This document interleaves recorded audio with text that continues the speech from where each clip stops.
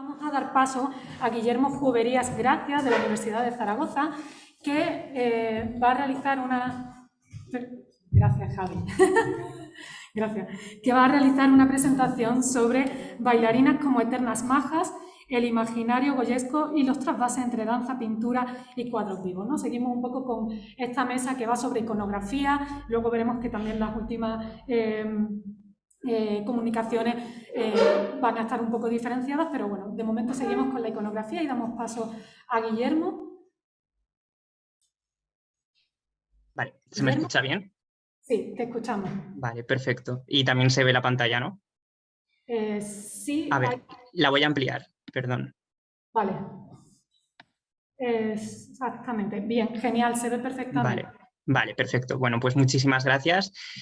Muy buenas tardes y, en primer lugar, por supuesto, quiero agradecer al comité científico y al comité organizador de este encuentro el haber aceptado mi ponencia, en la que precisamente voy a intentar recuperar un poco lo que hemos visto en la ponencia anterior para el siglo XIX y comprobar cómo todo ese imaginario, en el caso concreto del imaginario goyesco, va a tener una pervivencia muy prolongada en la danza española del primer tercio del siglo XX.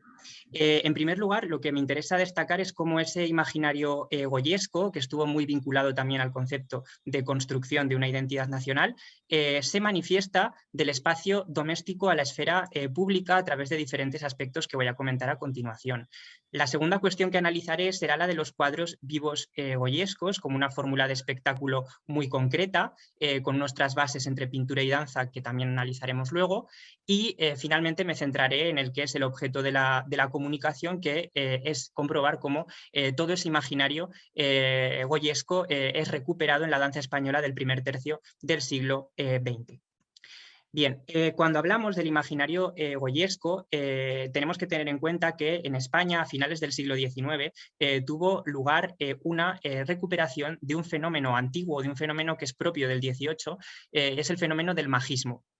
Este majismo renovado de finales del siglo XIX lo vamos a apreciar en aspectos tan distintos pero tan vinculados como la indumentaria, la decoración de espacios domésticos, las artes escénicas, los espectáculos taurinos, y todo ello es lo que Jean Luis Guereña ha llamado sociabilidades populares, un tipo de sociabilidad muy vinculada a los conceptos de ocio y de tiempo libre.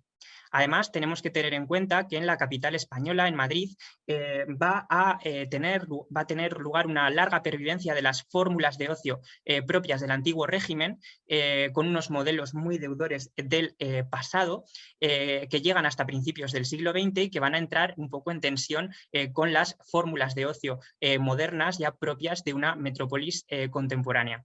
Además, en esta época también tenemos que tener en cuenta el proceso de recuperación de la figura de Goya, también en clave patriótica, que se ve consolidada fundamentalmente tras la celebración de la exposición en 1900, la exposición monográfica sobre Goya, organizada por el Ministerio de Instrucción Pública y de Bellas Artes.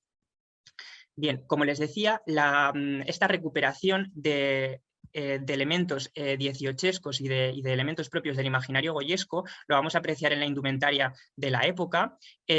Por ejemplo, a finales del siglo XIX en España va a tener lugar una recuperación de la mantilla. La mantilla era un elemento propio de la indumentaria que había pasado de moda en los años 30 del siglo XIX, y es en los años 70 cuando se ve recuperada en clave patriótica, especialmente tras un suceso que popularmente se conoce como la Rebelión de las Mantillas, en el que aristócratas de la corte madrileña recuperaron la mantilla como forma de expresar su descontento ante la dinastía de Saboya y manifestar así, a su vez, su apoyo por los Borbones. Y además todo este imaginario, por supuesto, también se manifiesta en los usos aristocráticos, en la decoración de los interiores aristocráticos, con la presencia de importantes obras de Goya en salones madrileños. Y aquí vemos esta imagen de la obra Los Salones de Madrid, una obra de Montecristo hacia 1898, en la que los marqueses de Viana posan orgullosos delante de estos tapices originales del siglo XVIII que habían sido fabricados en la Real Fábrica de Tapices de Santa Bárbara. Bien, todo ello que pertenece a unos, como les decía, a unos usos aristocráticos y a la esfera privada, va a tener también su manifestación, por supuesto, en la esfera pública. Y lo vemos, por ejemplo, en la celebración de las primeras corridas goyescas que tienen lugar en los años 20 ya del siglo XX. La primera, la más antigua de todas, fue la celebrada en Madrid en 1924 y a esta le siguió una en Zaragoza en el año 27 en los prolegómenos de la celebración del centenario de la muerte de Goya. Y básicamente estas corridas goyescas, por lo que van a caracterizarse, es por utilizar una indumentaria extraída de todo ese imaginario del siglo XVIII, de finales del XVIII, de la época de Goya, y van a incluir siempre un desfile de coches de caballos con los asistentes, toreros y acompañantes vestidos a la manera de finales del siglo XVIII. Estas corridas goyescas además tienen la particularidad de que suelen estar coordinadas por importantes artistas, y el propio Zuloaga, al que luego haré referencia en varias ocasiones, coordinó, por ejemplo, las de Zaragoza o las de San Sebastián. Y, por supuesto, son eventos que tuvieron una gran repercusión en prensa y de los que se conservan abundantes testimonios fotográficos. Aquí les traigo una imagen de la Plaza de Toros de Zaragoza durante esa corrida de 1927, para la que Zuloaga diseñó este tapiz de serrín que se ubicó en el centro del ruedo, y luego además todos los palcos estuvieron decorados con tapices de la época de Goya. Bien, asociadas a estas fórmulas de ocio vamos a ver otro tipo de espectáculos, como es el caso de los cuadros vivos. Los cuadros vivos, en el caso español, van a estar muy asociados al ámbito aristocrático y a los bailes de los salones madrileños, que se han nombrado varias veces a lo largo de este encuentro. Y si nos acogemos a la definición canónica de cuadro vivo, nos encontramos con que uno o varios actores van a posar imitando una pintura o escultura y que lo hacen de manera inmóvil. Sin embargo, en el caso, ya en los cuadros vivos de finales del siglo XIX y de principios del XX, y en el caso español, como ha señalado la profesora Guadalupe Mera, hubo representaciones de cuadros vivos que incluyeron danzas y partes bailadas que llegaron a estar incluso coreografiadas por profesionales. Al igual que sucedía en el caso de las corridas goyescas, los cuadros vivos goyescos también van a estar coordinados por artistas, algunos de renombre como Moreno Carbonero, Julio Romero de Torres, Horacio Lengo, etc. Y la imagen que les traigo aquí es un cuadro perteneciente a una colección privada en el que se representa a la hija del pintor Fortuny, María Luisa Fortuny, retratada por su abuelo Federico de Madrazo, vestida de maja goyesca para asistir a uno de estos bailes aristocráticos en el Palacio de los Duques de Medinaceli, en el que se celebraron cuadros vivos inspirados en obras de Goya. De los muchos cuadros vivos goyescos que se organizaron en España a finales del siglo XIX y durante las 3 primeras décadas del siglo XX, me interesa destacar los organizados en el Teatro Real de Madrid en 1920. Se celebraron con motivo del carnaval y en ellos se reprodujeron cartones para tapices de Goya, como la merienda, el pelele, la naranjera, la gallinita ciega, y también importantes retratos como el retrato de la familia de Carlos IV.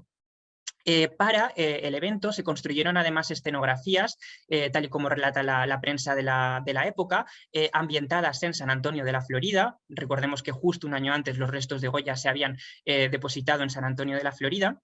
Y también es muy interesante porque las crónicas de la época nos dicen que las damas de Madrid tomaron lecciones en el taller de Julio Romero de Torres para mejorar sus posturas goyescas, porque, como les digo, todos estos cuadros vivos que se celebraron en el Teatro Real de Madrid en 1920 tuvieron partes bailadas, no fueron en absoluto inmóviles. Más imágenes de los asistentes a estos cuadros vivos. Y, por supuesto, también señalar cómo la música cobraba un papel importantísimo en la organización de estos espectáculos, y en este caso se contó nada menos que con 2 orquestas, la del Teatro Real, dirigida por Julio Francés, y la de Ernesto Rosillo. Bien. Si nos centramos ya en la cuestión de la danza y cómo el imaginario goyesco se recupera en la danza, tenemos que tener en cuenta cómo esta revisión de la España de Carlos IV y de la España de Goya tiene lugar ya de forma temprana a mediados del siglo XIX, y lo vemos a la perfección en la zarzuela Pan y Toros, una zarzuela de 1864 compuesta por Barbieri, en la que hubo también partes bailadas y la participación de las bailarinas junto con el coro fue muy destacada, fue muy importante.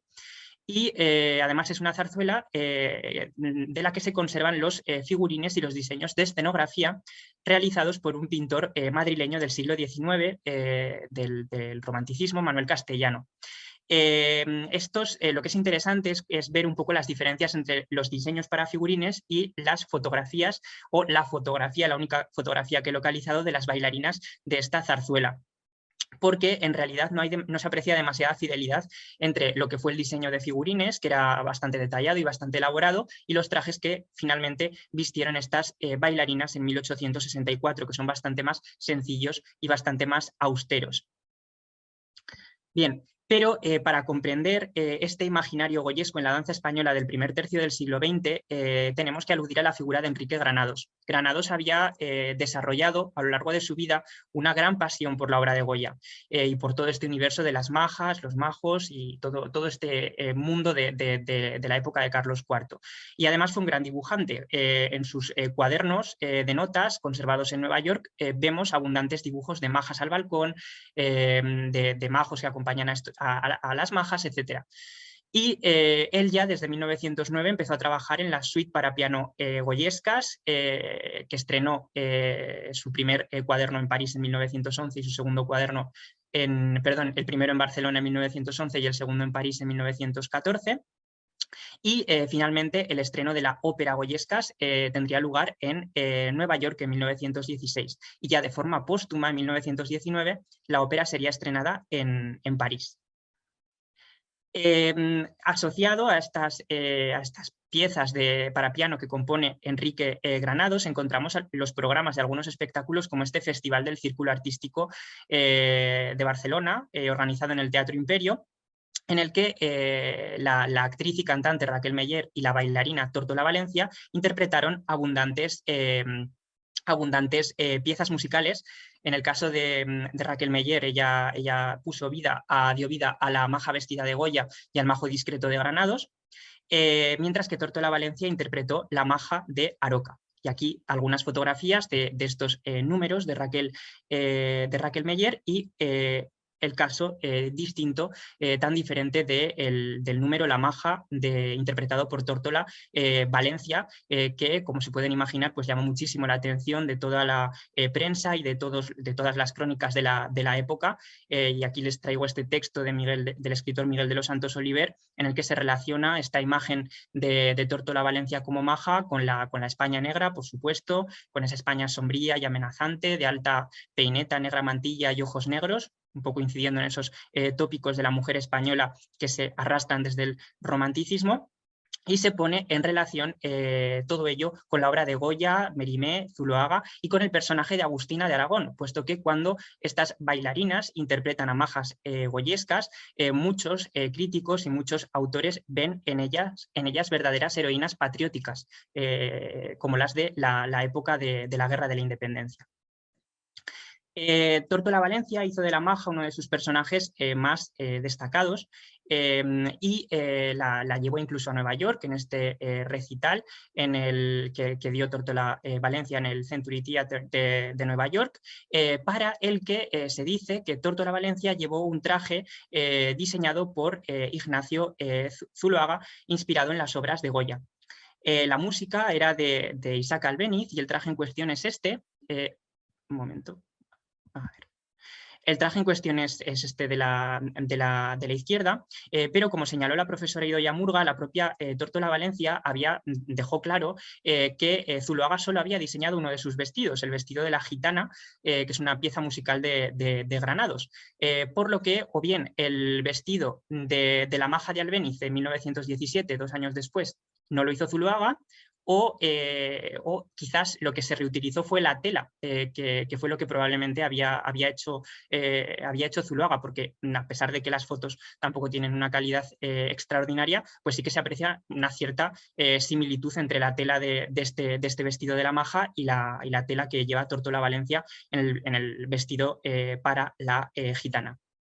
Por supuesto, esta imagen de Tórtola Valencia, como maja, más allá de los escenarios, va a tener un recorrido... Perdona, Guillermo, te quedan 3 minutos. Sí, va a tener un recorrido... Perdón. Gracias. Va a tener un recorrido muy amplio en las artes españolas, llegando incluso al ámbito de la publicidad, con esta imagen de la maja de Mirurgia. Y, por supuesto, el célebre cuadro de Federico Beltrán Masés, La maja maldita, pintado a partir de la figura de Tórtola Valencia. Como les digo, Goyesca se estrena en Nueva York en 1916 y tanto la escenografía, los figurines como los intérpretes fueron italianos, por lo que cuando Goyesca se estrena de nuevo en París en 1919, una de las cuestiones que más van a preocupar a Zuloaga y a su cuñado Maxime de Tomás, que fueron los que realizaron la escenografía y los figurines, va a ser la españolidad de las bailarinas.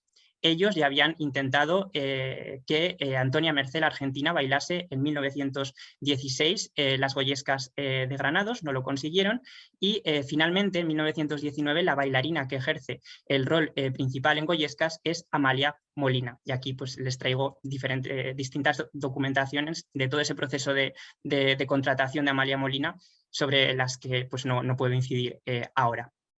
Amalia Molina interpretó el Fandango del Candil en mitad del segundo cuadro de Goyescas, con esta escenografía diseñada por Zuloaga.